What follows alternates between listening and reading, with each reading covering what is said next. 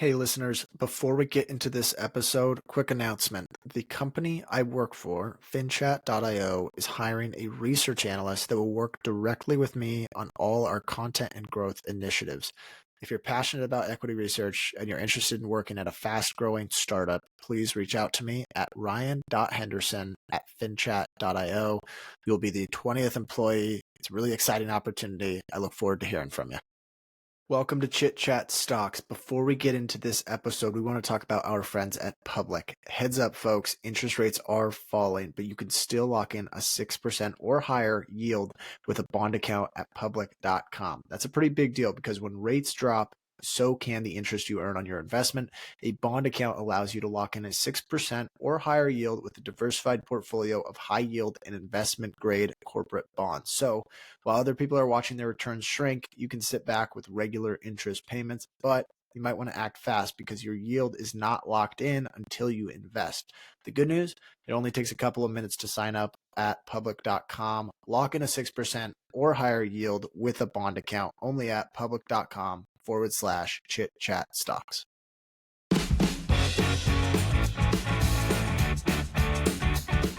Welcome to Chit Chat Stocks. On this show, hosts Ryan Henderson and Brett Schaefer analyze businesses and riff on the world of investing. As a quick reminder, Chit Chat Stocks is a CCM Media Group podcast. Anything discussed on Chit Chat Stocks by Ryan, Brett, or any other podcast guest is not formal advice or recommendation. Now please enjoy this episode.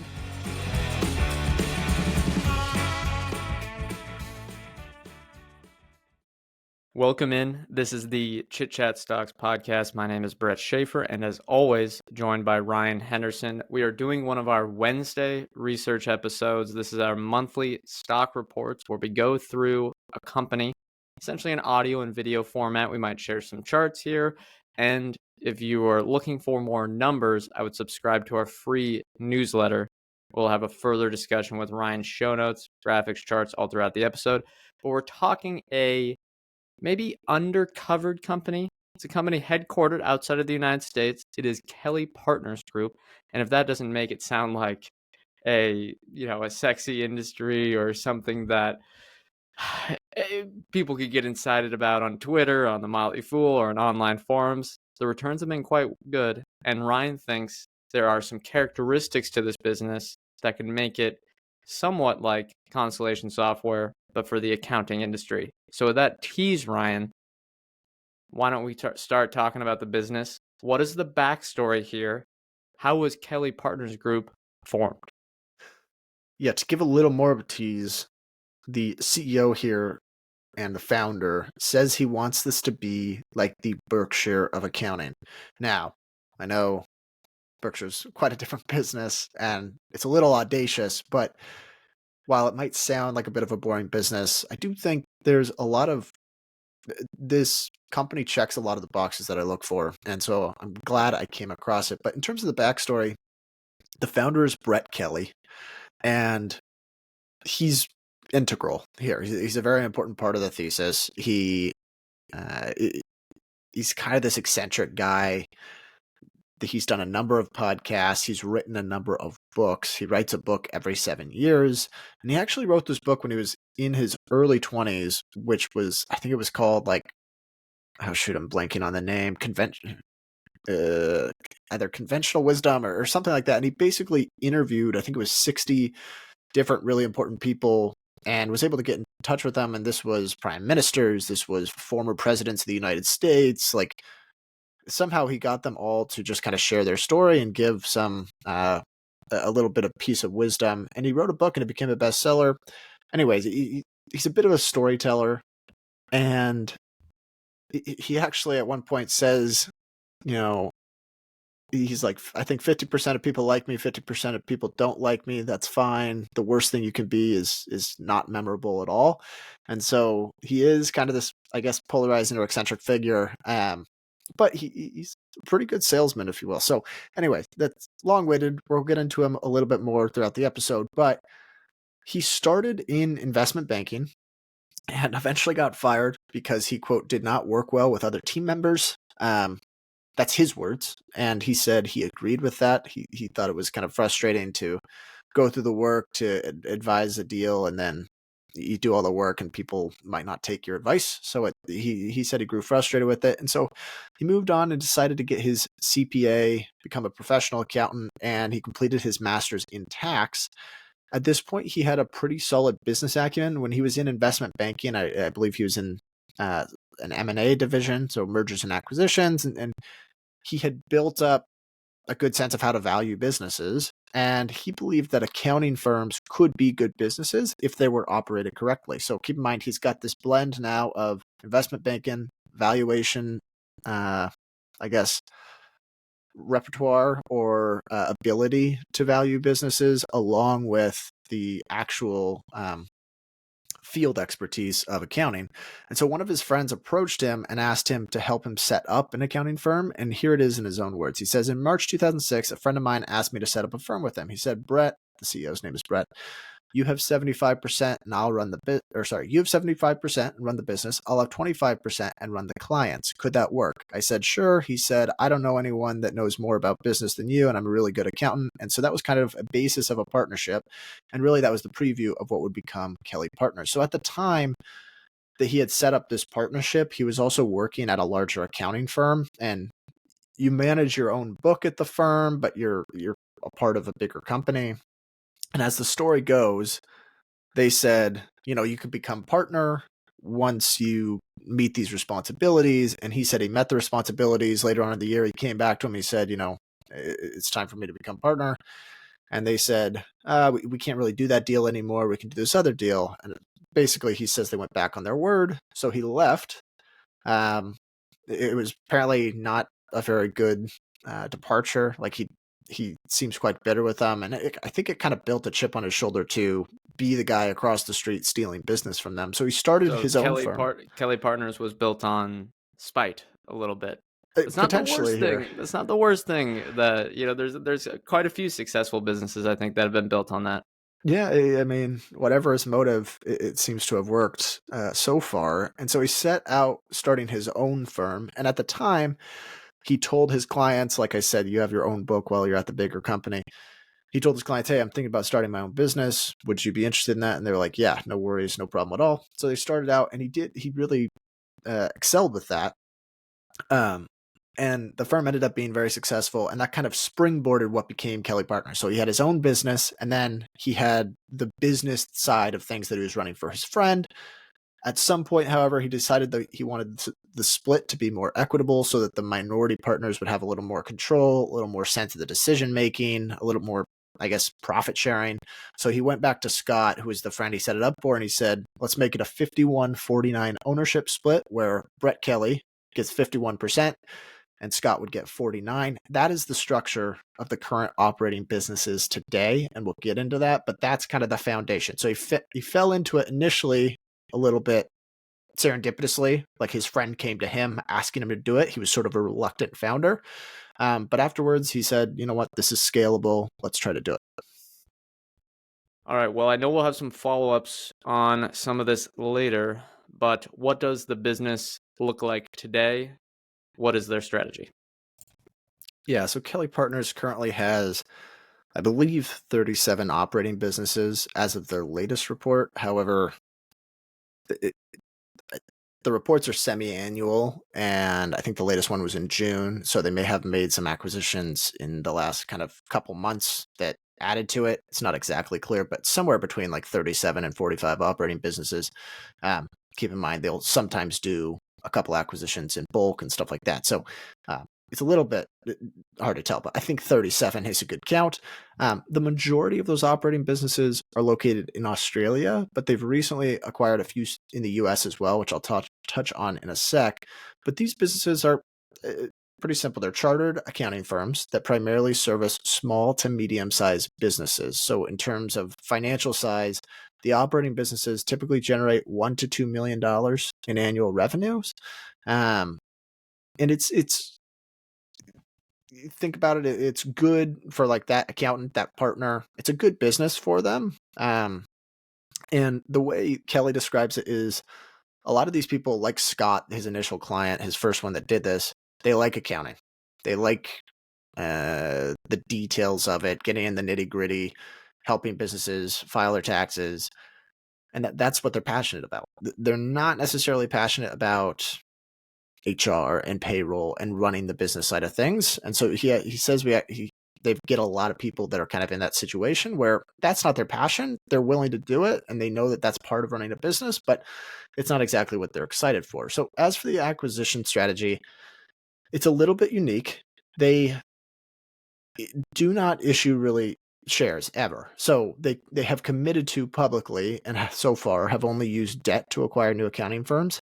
Now, they did do an IPO, so shares obviously grew in that time, and they raised capital that way, and they may at some point uplist to the New York Stock Exchange in the US, which would potentially raise money as well. But the debt, after when they use debt to make the acquisition, that debt is then put into the operating business and is typically paid out over the following 4 to 5 years.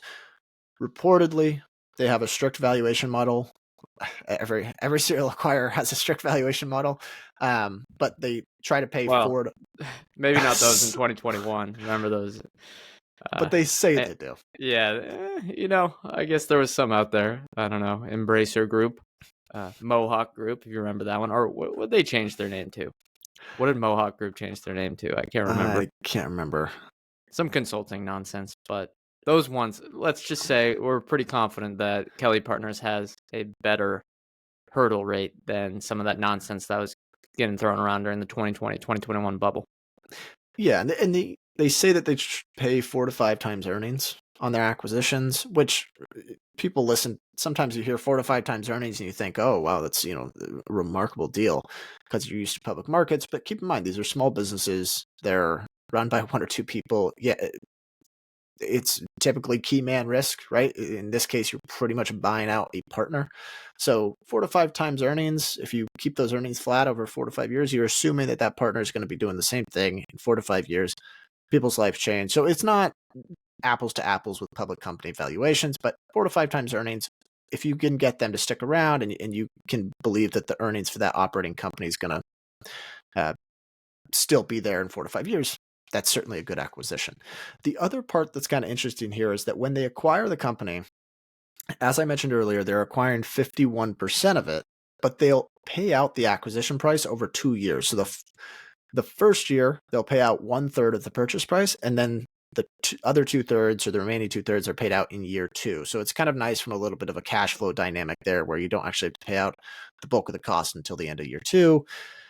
And then once they have become a Kelly operating business, they then pay out 9% of their annual revenues to Kelly each year. Now, that sounds like a lot, but for small accounting firms, it can be worth it. And I'll touch on why in a second. But according to Kelly Partners, that 9% goes directly to Kelly's, quote, central services team, which reinvests all the money into the Kelly operating platform. I'm going to talk about that here in a second, but just to reiterate, so it's clear on all these acquisitions, when KPG acquires a firm, it owns 51% of the shares, while the previous owner retains 49%.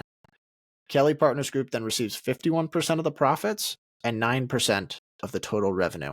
Now, I'm going to touch on all this in a second, but the overall strategy is what they call their partner owner driver model. This is not just a send us a check in the mail every month type of roll up. It's a little more hands-on.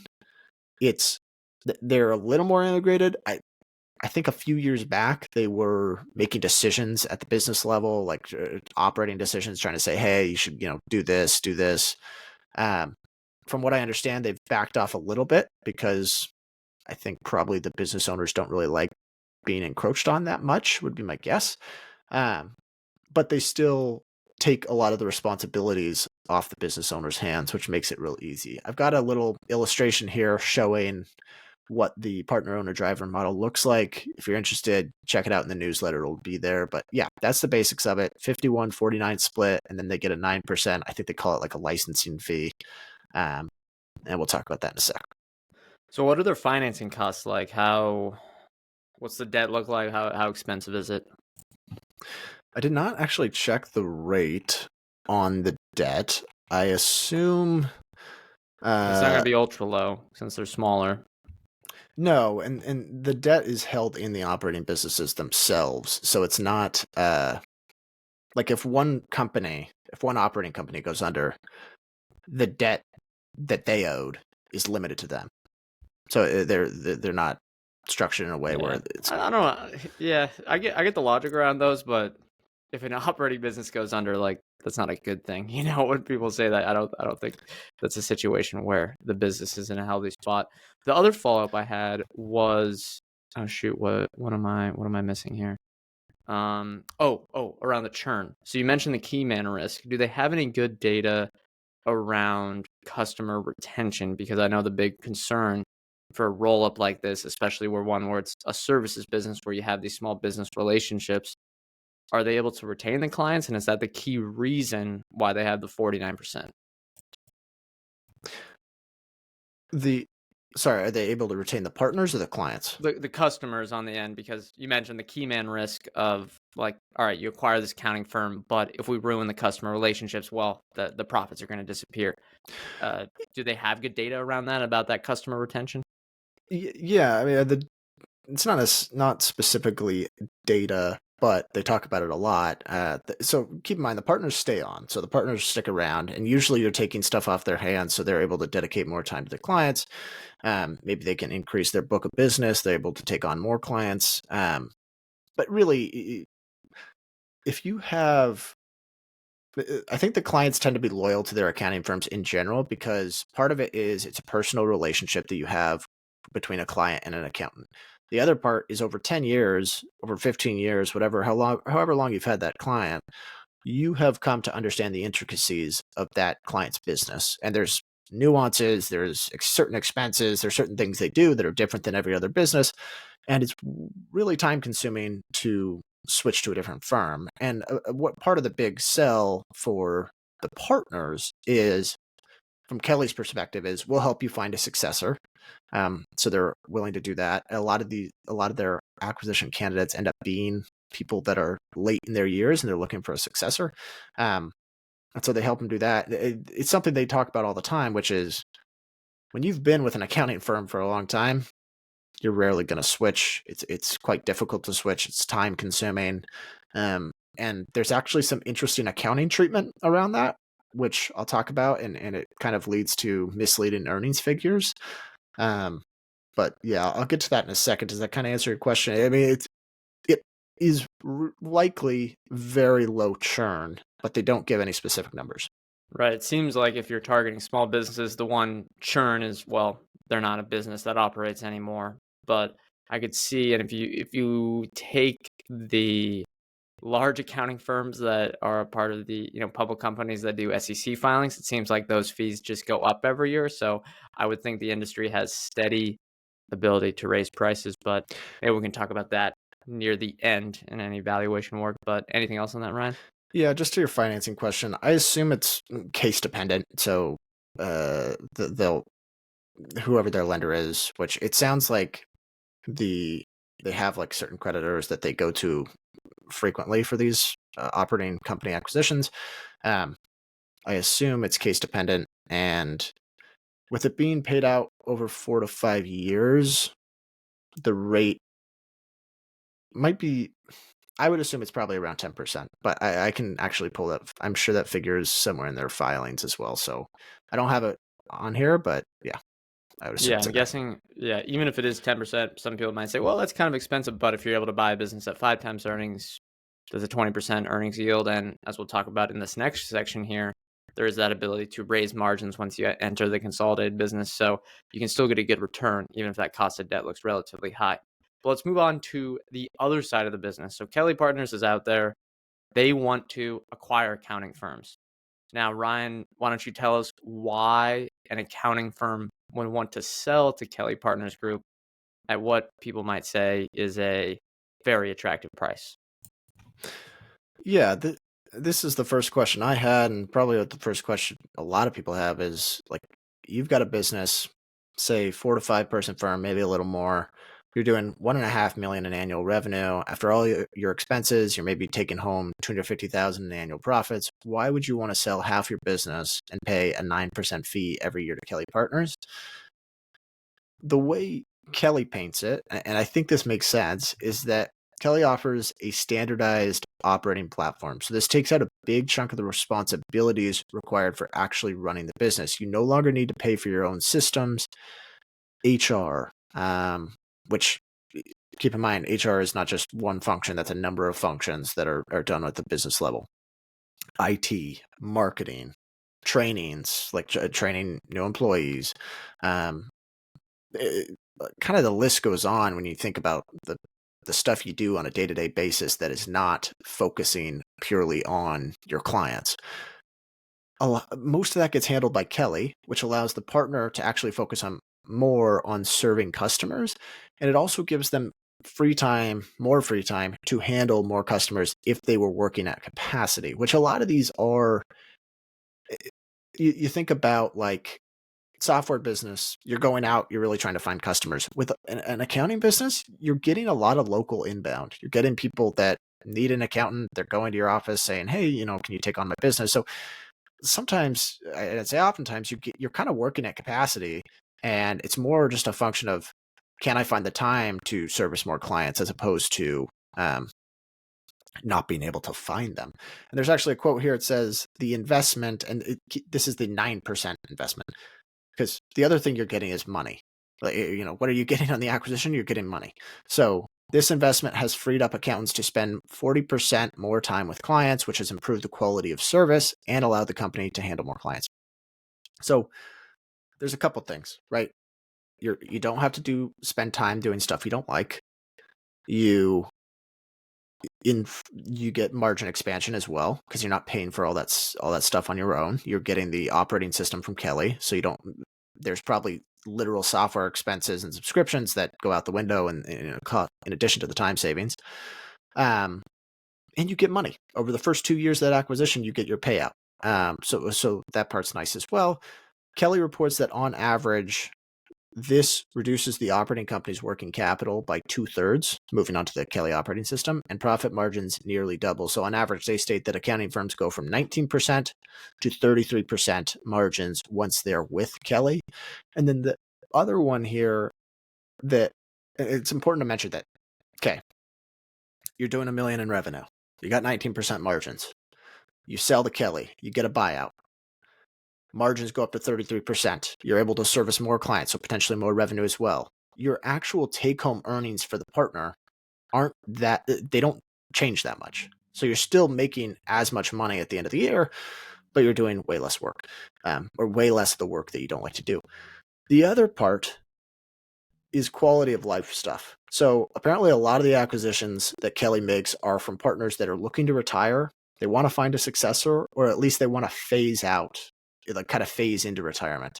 So Kelly promises to find successors for the firm, but it also allows those current partners to work a little longer. If you're not working 60-hour weeks, all of a sudden, you know what, maybe I can work for another 5 or 6 years, whatever it is. So they don't have to manage the business as much. They get a nice payout. They can reduce their hours a bit, keep the company alive, still keep their employees in business, still service the clients while they ease into retirement.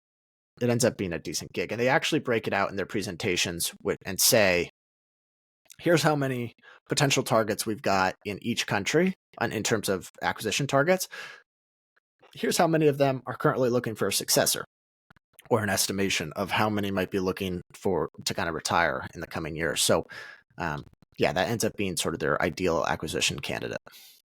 Okay. And this reminds me, and I know that I would call the Constellation Software shareholders a bit prickly, because I think, and given Constellation Software's performance, I think rightfully so, they hate any comparisons to Constellation Software just because it's been 100 bagger and more. But when I hear about some of the special sauce at that company, it's about their internal sourcing mechanisms, where they're much better at finding these niche vertical market software companies than anyone else and getting them at a reasonable price. Have you seen anything from Kelly talking about this and how their strategy is for finding these, tens of thousands of accounting firms and finding the one that fits their criteria across, what are the 3 companies, Australia, United States, or United Kingdom? No, I don't know how they build their database, but I would assume they acquire data from some sort of information services provider around, general business data in the area, local business. Maybe you're buying it from a national provider or something like that. I mean, there are businesses where their entire thing is they just collect data on businesses. They find how old people are, and they can just pay for access to it. I assume part of it's that. I assume part of it's them doing their own collection as well. So I'm not exactly sure what the makeup is there, but they do have I'll talk about this here in a sec. They've got a database of all the potential acquisition candidates, or I'm sure it's refined over time and it changes. But potential acquisition candidates, a pipeline. They've got who might actually be selling, who they're actually talking to, who's in contract phase, all that stuff. Yeah, because the problem with these roll-up types, and we saw that with the copycats for the Amazon small business roll-ups, which I don't think was that good of an industry to begin with. But really the concern I think a lot of people have with these type of companies is, well, anyone with $100 million can start copying you. And I think one of the key things for people to look at, for Kelly Partners, for Constellation Software, for other people, is what is their culture of like the just the process of going, all right, finding any candidates and moving down to what fits our hurdle rate. And it seems like Kelly Partners, I mean, they're much younger, so hopefully they develop it more and more over time. But if they build up that database and that muscle memory, I think that will be quite important. And we've talked about Yeah. some of this, Ryan, but what's attractive about the underlying industry? What's attractive about small accounting firms, that sector? Yeah, just before I touch on that, the other thing here is reputation, right? Like if you have $100 million, you can go do the same thing as Kelly Partners. But if you're someone that's selling and it's an equal price and you've got employees there, you've got clients, you're probably going to go with the company that's done this a couple times, the company that's publicly listed, because you kind of feel a better sense of safety or security that way, than the person that's doing it for the first time, because Kelly's got the proof that they've done this before and it hasn't hurt the businesses in the past. If anything, they've done better after being under the Kelly operating system. So it's not, these are small businesses. Someone spent their life building them. I think the last thing they want to do is just throw it away. Maybe if you pay a ridiculous price, they'll throw it away, but that's not really what they're looking for. As for the actual operating businesses, there's a couple things that I like about the companies KPG acquires. So first of all, the industry is very durable. Tax law, and therefore tax complexity, tends to grow. Small and medium-sized businesses will always need this service. So there's not as much. We keep using that Amazon example where there's these Amazon small businesses. Those can disappear pretty quick. And they have, and they're very susceptible to changes to the platform, something like that. That's not the case for small and medium-sized accounting businesses. Second one, we already touched on it, great customer retention. If you've been around for a while, you've had the same accounting firm for 10 years, unless they absolutely price gouge you, you're probably going to stick around. And I think people tend to do that. Not to mention, we know some accountants. We know companies that have accountants, accounting businesses of this size.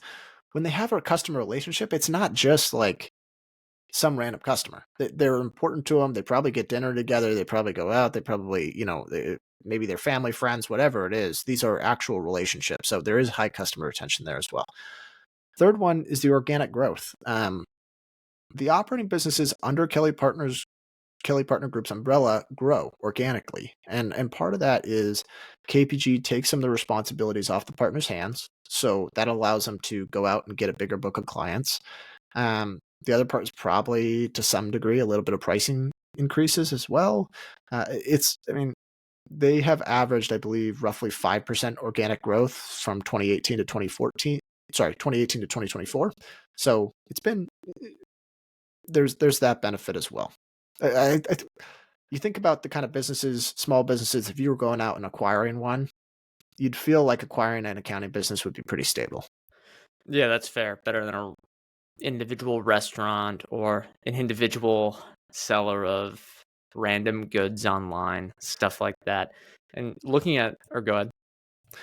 It's also not capital intensive. It's not like you're buying like a, I don't know, a consumer packaged goods company or something like that. Something in construction. Yeah. Or any sort of small manufacturer or something like that might have a bit more capital investment needed. And if you look at that last part, the organic growth, I know Constellation Software is supposed to be the best company ever invented, and it might be, but that the one knock on them, or not the one knock, but a knock people have, is that organic revenue. And it seems like, given this model, there might be more durable organic revenue growth, given, as we talked about, that customer retention figure, the durability of the industry, and probably the pricing power that you can implement every year.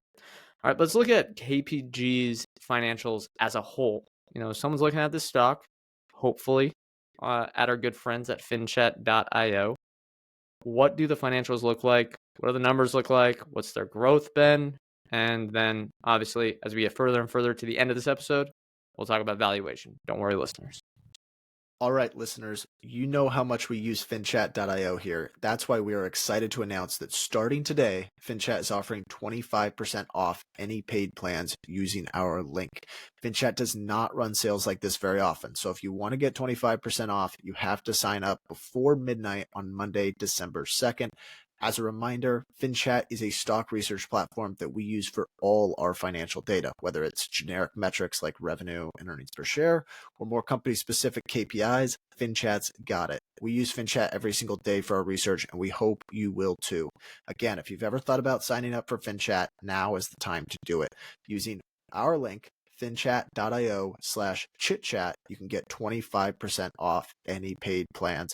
The link will be in the description.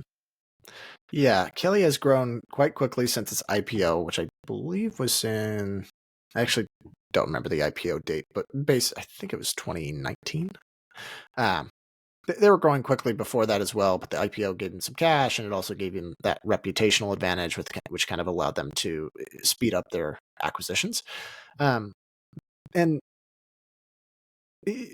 it's not all acquired growth. I mentioned it earlier. 2018 to 2024, Kelly's operating businesses have averaged just under 5% organic revenue growth. So that part is quite nice. In terms of the profitability, if you look at GAAP earnings figures, it's going to be very misleading. So they report on $108 million in last 12-month revenue, Australian dollars, I should say.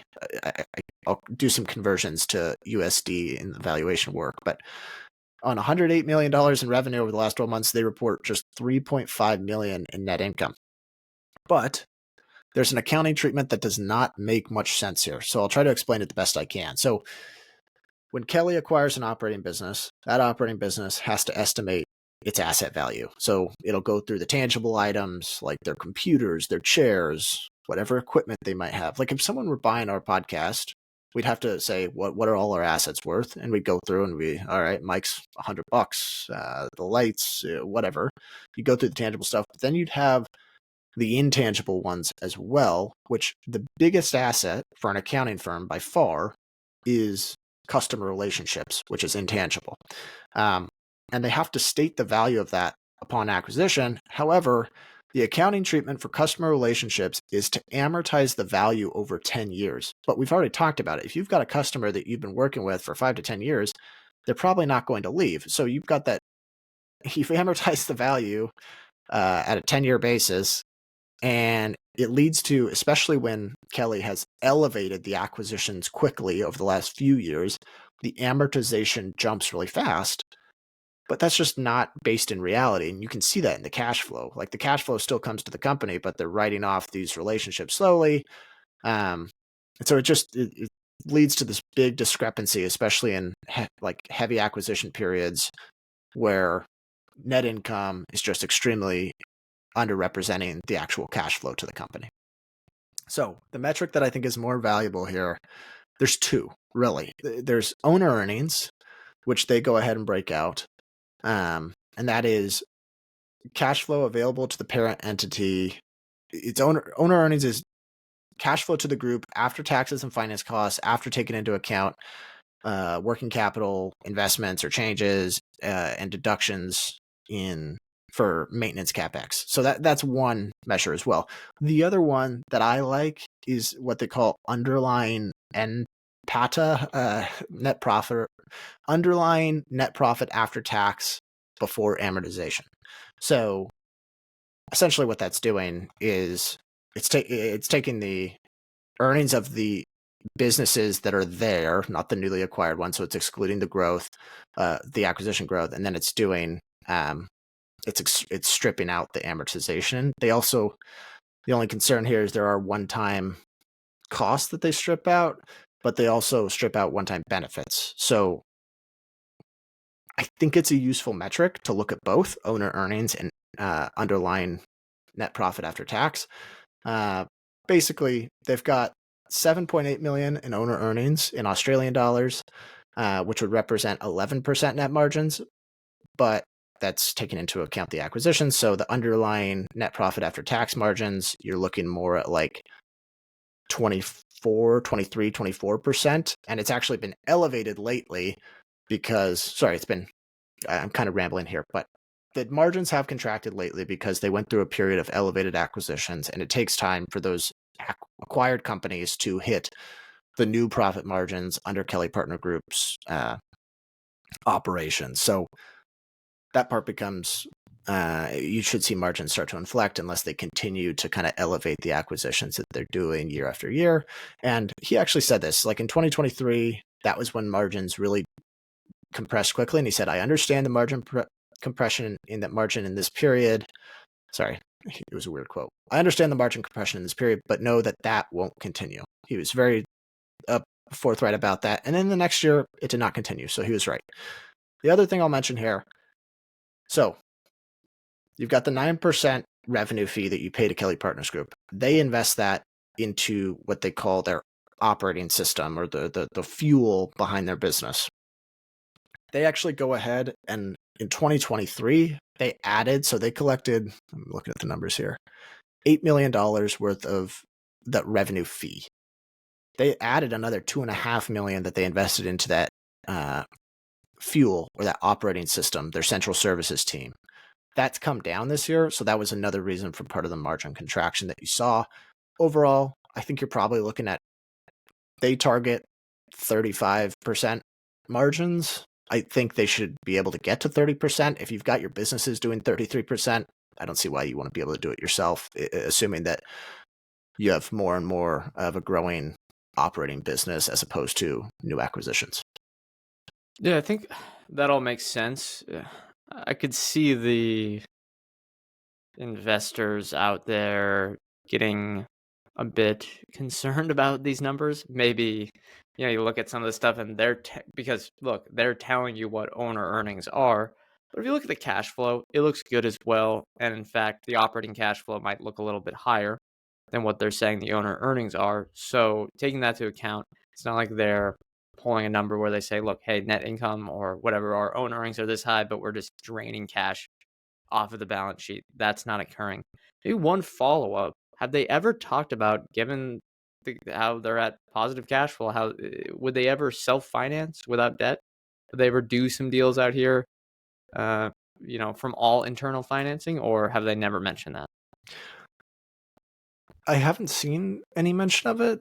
I think they like having the debt. I think it's kind of a forcing mechanism to make these partners, who have now become 49% owners in what has a business that has debt. It forces them to get a little more profitable a little quicker. And part of that is getting on the Kelly operating system and getting kind of bought in there. So I think that kind of helps. And they say they're generating 30% returns on invested capital. If they can continue to do that with debt, Yeah, that's fine. I think it allows them to kind of grow quicker. But maybe if they had a big uplist to the New York Stock Exchange, I assume it wouldn't be out of the question.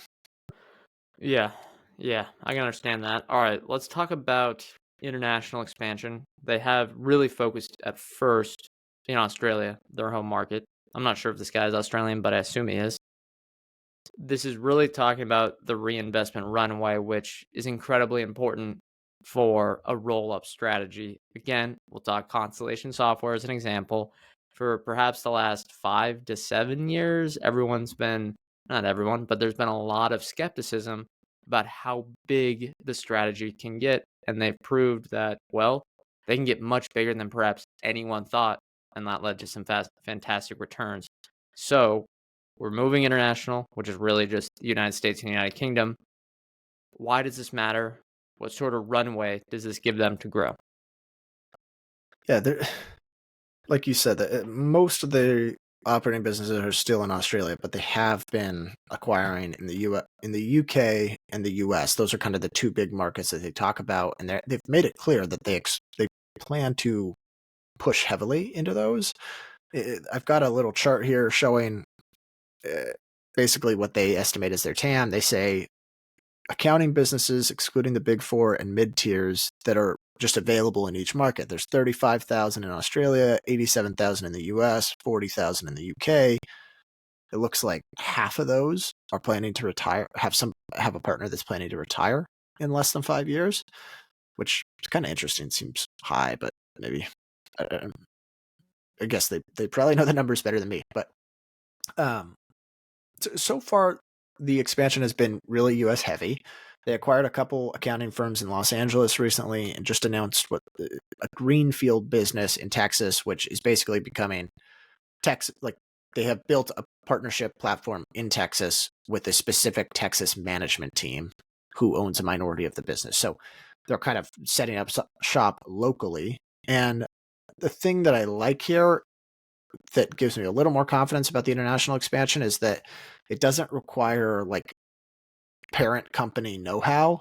So if you're Kelly Partners Group, you're acquiring the company that has the local know-how. So it's not like you have to get reacclimated to different tax laws or something like that. The acquired business is the one that's going to have that knowledge, whereas you just have to kind of set up the acquisition shop there.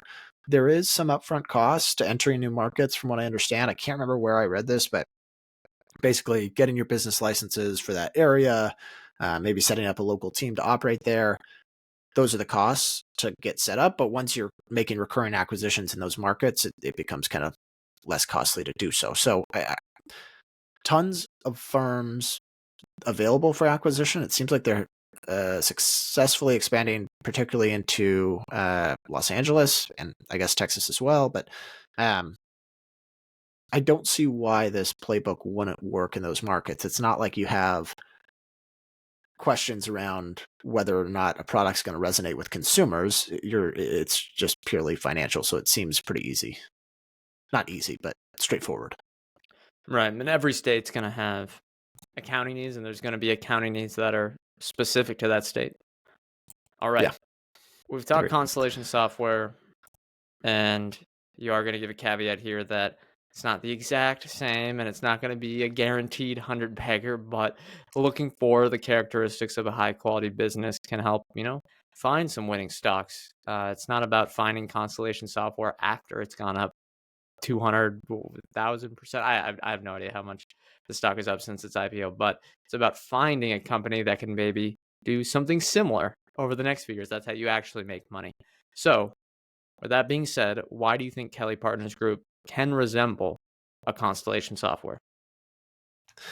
Yeah, and just to be clear, we might have some people that listen to the show that love Constellation software. So yes, it is not Constellation software. The returns are not Constellation software yet. For anyone that doesn't know Constellation software, because we've mentioned it like a million times throughout the show, they are a serial acquirer of vertical market software companies, small vertical market software companies, similar, honestly, to a playbook, like similar to the Kelly Partners Group playbook, where it's like very programmatic acquisitions. They kind of cast a wide net, and it's very volume based. And they have generated, they're like a 250 bagger since IPO. So it's been phenomenal returns.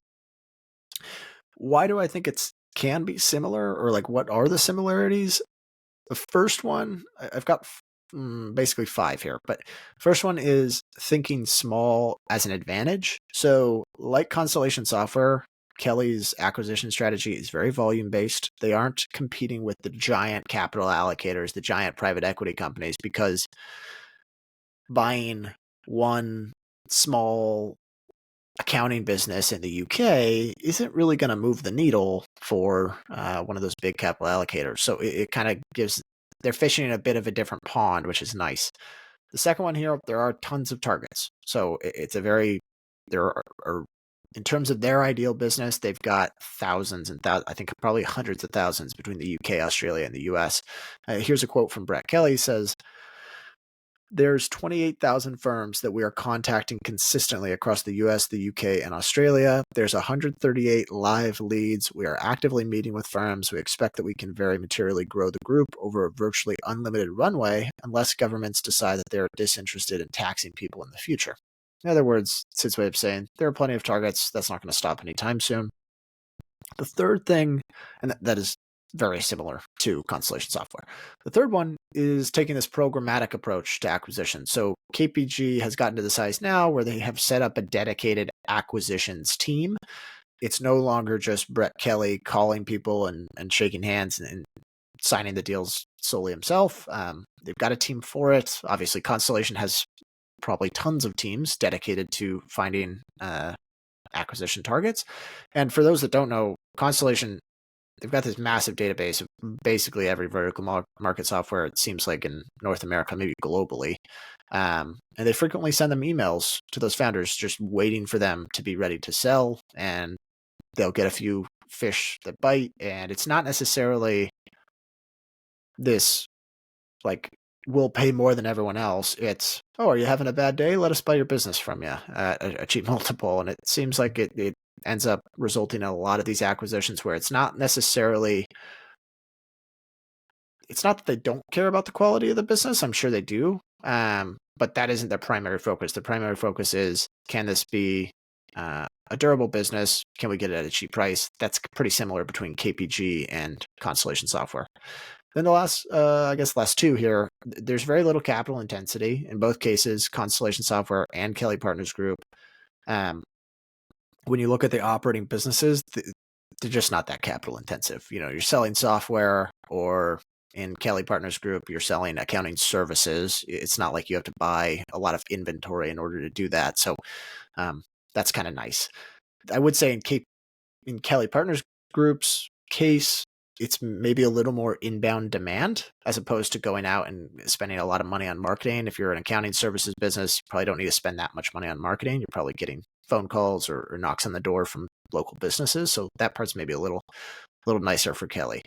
The last thing I'll mention is that Brett Kelly is like, he's unapologetic about copying the best acquirers. If you go through, they have an owner's manual on their investor relations website, and there'll literally be quotes from Mark Leonard, quotes from, what's his name? Who's the LVMH founder? Bernard Arnault. Bernard Arnault. Yeah, there'll be quotes from Buffett, and he's basically, he's kind of this avid reader who's tried to steal kind of the playbooks from some of these companies. And in one of the pages in his presentation, he takes this quote from Mark Leonard on measuring return on invested capital, and he really liked it. He thought it applied well to Kelly Partners Group. And the quote from Mark Leonard is, if you add organic net revenue growth to ROIC, you get what we believe is a proxy for annual increase in shareholder value. In a capital intensive business, you couldn't just add organic revenue growth to ROIC because growing revenues would require incremental invested capital. In our businesses, we can nearly always grow revenues organically without incremental capital. It's very similar to Kelly Partners Group. So the measuring ROIC, it's also kind of a nice similarity between the two businesses. So not identical. Probably Constellation probably had a more unique model, especially at the time when they were rolling this out, and they have maybe almost for sure a more refined process in terms of acquiring these companies, but certainly some similarities in terms of the addressable market and the go-to-market, if you will. Makes sense. And yeah, it is a good way to put it, that it's a much more ideal business to be able to grow without having to spend a bunch on capital investments. And you can see why accounting services and software have both of those similarities, or both of those positive characteristics. As we close out here and get through your valuation work and whether or not you're buying the stock, let's talk first about management. It's a very, very important, perhaps the number one thing in a roll-up. So what do you think about this team, and how confident are you in them? This episode is brought to you by our friends at Yellow Brick Investing. Yellow Brick is an aggregator of the best stock pitches across the internet. By tracking thousands of blogs, newsletters, fund letters, podcasts, and more, they collect and summarize the best stock pitches and bring them to you in a single place. If you're a regular listener, you know that we use Yellow Brick every single week here on the podcast to discover new investments or just find reports on companies we've already heard of. Try it for yourself. Simply go to joinyellowbrick.com/chitchat and search a company or ticker you are interested in. You are bound to find a great report on just about any company. That's joinyellowbrick.com/chitchat. Heads up, folks. Interest rates are falling, but you can still lock in a 6% or higher yield with a diversified portfolio of high yield and investment grade corporate bonds on public.com. You might want to act fast because your yield isn't locked in until the time of purchase. Lock in a 6% or higher yield with a bond account only at public.com/chitchat stocks. Yeah, I didn't look at too much of the rest of the team. I listened to a lot of interviews with Brett Kelly and read through a lot of the investor letters, and he seems to be the spokesperson for this company by far. He's quite the character. Some people might think he's a little full of himself. That's probably fair. Like when they acquire companies, he sends the acquired company his books, which is kind of like, I don't know, it seems like something a little full of Yeah, yourself to do, but they're business books. Like they're geared toward, I think it's called Conventional Wisdom was one of his books. It's like you're learning from a lot of great individuals, and I don't know, it's more self-help. I think, yeah, if you want the culture of your business to be cohesive, maybe that makes sense. I don't know if it's self-fulfilling or how much that applies to actually running the accounting businesses, but I could see how that makes sense. I don't know if that's a red flag at all. Yeah, I mean, a lot of it, he kind of toes the line of, is he being full of himself or is he just being ambitious and he's got a chip on his shoulder? I tend to think he's got the chip on his shoulder and he dreams big. He does like to think big. He likes to say, I want to be the Berkshire of accounting and I want to model myself after LVMH, all this stuff. So he's certainly has big ambitions. I also think he has a good grasp on what drives shareholder value, and having a background in investment banking, accounting, mergers and acquisitions, and going out and buying and valuing small businesses, which he did for a long time.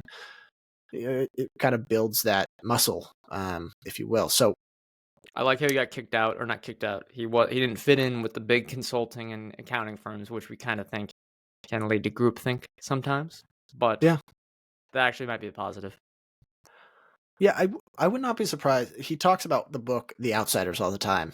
I would not. He has maybe tried to model himself like this, but he cares about the same things and he has sort of the same approach. And he's not this consultant turned CEO mercenary who's in there for a paycheck. He owns 48% of the shares outstanding. No new shares have been issued since the IPO. They have no executive options. It's cash-based performance bonuses. He is as aligned as you could be, and his care for shareholders is very clear. Yeah, I think so. And looking at your notes here, did you have something on incentives, or did you just mention that? I just mentioned it. I did not. I honestly did not go through the proxy here because you can look at it and you can see he owns 48%. You can see it's cash-based bonuses. The share count is literally flat over the last 3.5 years, like to the share. That's copycat. So I didn't go through it. Constellation. that's Yeah. pure copycat. They actually, right after their IPO, I think they bought back some stock. So they're not afraid to buy back if it's the right time. They actually just cut the dividend as well because they think they have a lot of targets they can go after. So they had a dividend, pulled back on it. They see a whole bunch of acquisition targets, especially in the US. It kind of coincided with their US launch, which I tend to like. I think they're in growth mode, and Brett Kelly sees a lot of opportunity to deploy capital. All right, let's wrap things up here. Valuation. How are you valuing this stock? And what do you think are reasonable estimates financially for the next few years? Yeah, it's a little tough. Uh, First of all, I think it's tough to value serial acquirers to begin with because so much of growth you never know what growth is going to come from organic versus acquired. So it becomes a little difficult and the math is a little messy. But Kelly has a $258 million market cap in US dollars. As I mentioned earlier, though, they do use debt to acquire companies. So the enterprise value is probably the more important metric here. They have $26 million in net debt, which, keep in mind, I mean, it's actually a relatively small amount. Their net debt to EBITDA ratio is like, I think, around 1, so it's very manageable. 80% of that debt is in the operating businesses, so they have like a tiny amount at the actual company level, but theoretically the liability is limited potentially to the operating companies. Anyways, the EV comes out to 286 million USD. Over the last 12 months, the stock is up 102%. And earnings have not doubled in that time. So the stock has gotten more expensive if you're looking at this relative to last year. But to run the numbers quickly, I'm going to use the underlying and net profit after tax before amortization figure, because I do think the amortization accounting treatment doesn't really make any sense. And I'm fine with looking at the pre-acquisition profits as well, because I think they're going to deploy. I think it's money well spent when they put money towards the acquisition, and it's a useful metric just to see how much you're earning from the operating businesses before the acquisition spend. So, and keep in mind, it's an adjusted number. I hate adjusted numbers as much as the next guy, but it's rare that the adjusted numbers are going to be lower than your actual operating cash flow. So in this case, it's the proof is in the cash flow, at least, where it's not like it's totally misleading and they're just backing out all costs. That's not the case. Anyway, so for 2024, Kelly Partners Group had 16.2 million USD earnings in underlying net profit after tax before amortization. Using that figure, the stock trades at 17 times. I think those margins will expand a bit over time for the reasons I mentioned earlier. Less excess spending on the central services team and new acquisitions maturing. But just to run some quick numbers, here's kind of my estimates. 15% annual revenue growth. Like I said, revenue growth can be, who knows? If you're getting 5% organic, you have no idea what the total revenue growth is going to look like because you don't know how many acquisitions they're going to make. But I'm calling 15% annual revenue growth until 2030. I think their current CAGR has been like 30%, and they're still very small, still tons of acquisition candidates. I would not be surprised if revenue was actually grew much faster than that. Anyways, I digress. Underlying NPATA margins at 30% in 2030, 15 times multiple, so a little bit of compression, steady share count, debt to EBITDA metrics stay consistent. If that happens, you're looking at about $75 million in underlying net profits after taxes, but before amortization, and a market cap of just over 1.1 billion. Today it stands at 400 million Aussie. I may have messed up the conversion there a little bit, actually. Anyways, it's a triple or more if those numbers come to fruition. And that's over 6 years. I think that'd be a great result. Seems achievable. It's not crazy cheap, though. It's not like you're marrying great results here with like an insanely cheap valuation. No one's discovered this. Part of that is Brett Kelly's been out on podcasts telling his story. It's big in microcap club. I mean, there's investors have caught on to the story a lot lately. They recently uplisted to, I think, OTC markets. So, or maybe some other exchange. It's more investors have caught on. The stock's doubled in last year. It's a little more expensive. After this 6-year period, what do you think the reasonable runway for reinvestment would be? Because I know listeners are, I've seen the numbers, but would there still be plenty of accounting firms to go after the 6-year period, or is there any sort of saturation fear? If you were underwriting Constellation software 10 years ago, you would have thought how many more of these can exist. I think if they really iron out that playbook, it's not like they're gobbling these up and destroying these businesses. Like they're still, the businesses are still running independently and generating a lot of profits. I don't see why it would mature in 2030. If you're getting like, that probably means 10 to 20 acquisitions a year, maybe a little higher as you get out towards 2030. That there's 100,000 of these potential targets out there. I think they're a long, long ways from saturation. All right, beautiful. Last question. Are you buying the stock, and what risks are you watching out for? Yeah, I think so. I haven't bought anything yet, but I think I'm going to take a startup position. The bummer here is that this will force me to finally get that Interactive Brokers account, because I think I'm going to buy it in Australian listed, because they have not uplisted to the New York Stock Exchange yet. And I don't really want to buy their illiquid US security, so I'm going to have to buy it in Aussie. But yeah, in terms of the business, I like it. I like the operating businesses, the management and the ownership and the incentives. It checks a lot of boxes for me. And then I am a little wary on the valuation, but really what I'm waiting for is to see whether or not this blueprint can continue. The biggest question I have is, do the operating businesses, do the accountants, the partners that are running the operating businesses feel the same way about Kelly Partners that the people at Kelly Partners do, or how they portray it? Does the central services team really make them that much more efficient? If they can have margins start to expand, because they have been in this elevated acquisition period, and so far they have a little bit, but if the margins don't expand, it's a bit of a thesis buster, assuming that they're not like growing their acquisition pipeline really quickly. If margins can expand and they're able to start acquiring 10, 15, 20 businesses a year, that's going to give me a lot of belief that this playbook can really work. The only the risk I'm looking for is the margins. So if margins are still low or contracting and they're not acquiring a ton of new businesses, that tells me that there's something wrong with my thesis. And then they show that metric of how much they invested on top of the 9% revenue fee that they got. If that continues to grow as well, that tells me that they're maybe being a little loose with how much they spend on the central services team. I don't know. It just becomes maybe not as capital efficient as I thought this company was. Yeah, that could sneakily turn into they might not call it invested capital, but it might, in reality, be some invested capital that you got to put into it.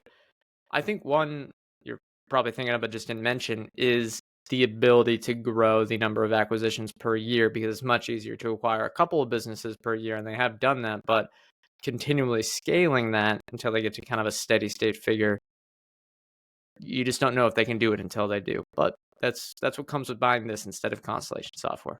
You have a higher risk, but potentially higher reward. And I think this one, for me, as we close things out here, and then I'll let Ryan give his final takes, it's definitely going on the watch list. It has a lot of the characteristics that we look for, which is reasonable valuation, management team you can trust. Now I'd have to verify that myself and kind of listen to him. And then a competitive advantage, which I know these ones are unique, but you can kind of see that forming. Yeah. And I don't know if it's a red flag or if it's a positive, but at the end of his owner's manual that they put out on their investor relations website, he talks about what it takes to become a 100-bagger, like a 100-bagger stock. And he mentions the Chris Mayer book, and he talks about the formula that's listed in that book and what the average company has done to get there. And he talks about how they're trying to get there. Sometimes, yeah. If this were a company where I need him to be the best operator possible, maybe I'd be a little worried.